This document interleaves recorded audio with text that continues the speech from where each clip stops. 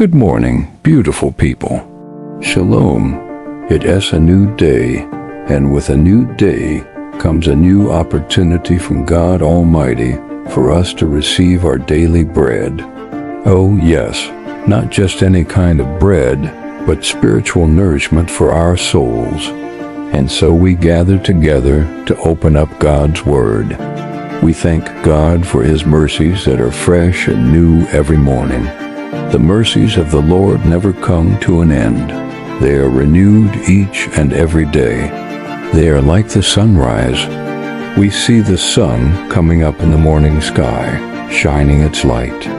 Just as we know that the sun will rise tomorrow morning, we also know that the mercies of God will be there for us tomorrow. They are dependable. They are reliable. So we can look to God for strength and wisdom as we start this new week. And if you're here right now watching this, I want you to know that God has special plans for you today. He has prepared spiritual food for you to nourish your soul. So let's dive into today's scripture and see what God wants to teach us. For our scripture reading, we'll be looking at 1 Thessalonians 5:15. 23 to 24, and it says, "See that no one renders evil for evil to anyone, but always pursue what is good both for yourselves and for all. Now may the God of peace himself sanctify you completely, and may your whole spirit, soul, and body be preserved blameless at the coming of our Lord Jesus Christ. He who calls you is faithful, who also will do it."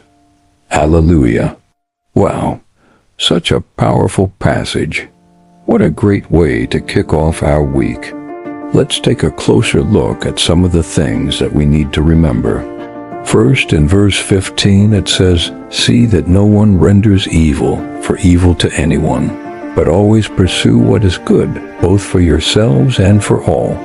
Right away, Paul gives us instructions here. He tells us not to repay evil for evil. This is a strong statement because it reminds us of the importance of maintaining our integrity, our purity, even when we're faced with difficult situations or people. You see, life is not always fair. Sometimes we encounter individuals who treat us unjustly, who respond to our kindness with unkindness, or who show us negativity when we offer them positivity. However, Paul urges us not to reciprocate their actions by treating them with the same negativity or anger. Instead, he encourages us to continue pursuing good both for ourselves and for everyone around us. This teaches us a very important lesson about resilience and character. It shows us that even when facing challenges, we should remain steadfast in doing good and leave the retaliation to God. This is a powerful reminder that we should never stoop down to the level of those who seek to harm us or bring us down.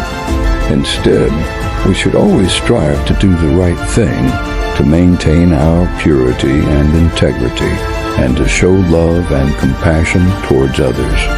By doing so, we honor God, and we demonstrate the strength and power of our faith.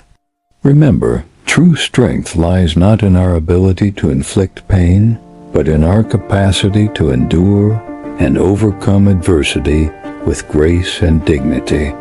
As followers of Christ, we should always aim to be channels of God's love and peace. This means extending forgiveness to those who have wronged us, and showing compassion to those who are hurting. It also means seeking reconciliation and understanding rather than dwelling on bitterness and resentment. In doing so, we become agents of positive change in the world and reflect the character of our Heavenly Father, who is rich in mercy and desires for all people to come to repentance. Now let's move to verses 23 to 24. It says, "Now may the God of peace himself sanctify you completely, and may your whole spirit, soul, and body be preserved blameless at the coming of our Lord Jesus Christ. He who calls you is faithful, who also will do it. In these verses, Paul prays a beautiful prayer for the complete sanctification of the believers. The Greek word for sanctification used here is hagiasmos, which refers to the act of being made holy or consecrated. Paul doesn't just pray for the Thessalonians, he prays for us. He asks God to complete the work of sanctification in us. That's something we should all pray for, asking God to finish the work he started in us. But notice that this prayer isn't just for our salvation. It's for our entire being, our whole spirit, soul, and body. This shows us that our faith isn't limited to our emotions or beliefs alone. It affects our entire lives. Paul desires that every aspect of our being, our thoughts, emotions, actions, and even our bodies be conformed to the will of God. He prays that we will be blameless at the coming of Jesus. The Greek word for blameless here is amion, which means to be free from fault or blame. Paul's prayer is that we live our lives in a manner that is pleasing to God, free from any accusation or condemnation. In other words, he desires that we walk in obedience and holiness, reflecting the purity and righteousness of Christ. Finally, Paul reminds us that the one who calls us is faithful. He will fulfill his words. This promise assures us that God, who has begun this good work in us, will continue to perfect it until the day of Christ Jesus. It encourages to trust in God as faithfulness and to rest in the assurance that he will bring us to completion.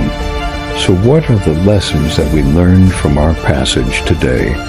What can we apply in our daily lives? First, we learn that as children of God, we are called to be channels of God's love and peace. When faced with negativity, we should not retaliate with more negativity, but instead continue to do good and leave the rest to God. Second, we realize that the God of peace desires to completely sanctify us. He wants every part of our lives, our spirit, soul, and body, to be pleasing and acceptable to him. And third, we must remember that God is faithful to complete the work he began in us. We can trust in his promises and rest in the assurance of his faithfulness. Now, let's think about how we can apply these lessons in our daily lives. How can we be better at handling negativity and conflict? How can we grow in our sanctification and holiness? And how can we trust more in God's faithfulness? As we close this devotion, let's commit to these goals.